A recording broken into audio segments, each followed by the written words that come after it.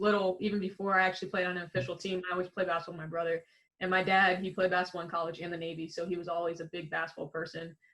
So he didn't want to push it on us, but obviously it's his love for the game. We're going to have that love too. So it was something I always want to do since I was little, and then be a veterinarian. And I actually got accepted to vet school at Virginia Tech, so I'll do that after my basketball career. That's big time. For somebody that's never seen you play, talk about your game, what you like to do, how you like to play. So people would describe my game. Look, I'm not going to go crazy on it. I'm not going to boost myself, nothing like that, whatever. But people describe my game as more of like an offensive force. I can score on all three levels. I can shoot the three, drive the bucket, and be able to shoot the short game. But I'm really known for my pull-up. It's something that my dad designed for me when I was younger, and it's something that a lot of women don't have. It's a guide pull-up. You jump as high as you can. You release at your top point of your shot. That's what a lot of guys shoot, and a lot of women can't shoot that. So that definitely helps me stand out with my game, and helps me stand out with the media and with the public, because they don't see something like that with women. What players did you watch growing up when you were starting to play basketball, and who do you watch now still? Oh, man, growing up, I watched Kobe Bryant, R.I.P. He was really the main one I watched. I learned a lot of different things from him, and just his mentality on the way he played.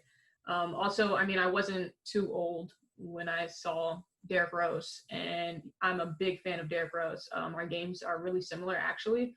A lot of people compare our games together. The only difference is obviously he's a man and he can dunk and everything like that. But we both kind of have the same kind of game. We're very explosive. We can score on all three levels, more like a scoring point than a pass first point. So those are really the two main players I watched. Now I just like to watch basketball and learn from it. I'll watch anybody, and I just like to analyze the game and learn new moves from different players. Talk about how important it is just to be a student of the game, period. Like, what is watching and learning, what does it add to your game? Like, what does it do for you?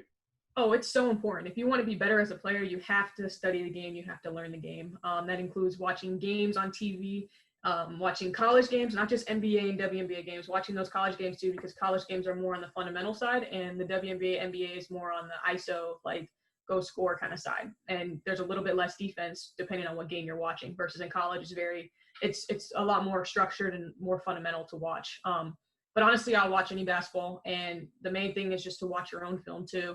Because when you watch your own film, you start to learn about your tendencies and what you do well.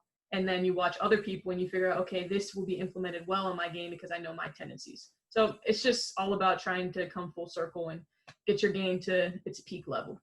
I totally agree. I think a lot of people only, especially basketball, football, any sports, most people only watch the professional level. And I feel like coming up, if you're a player you're aspiring to get to that level or get to a higher level, I think you should watch mostly college. Like, it's okay to watch the pro level, of course, but when you watch college is what you're planning to be playing at, what you're going to be playing against, what it's like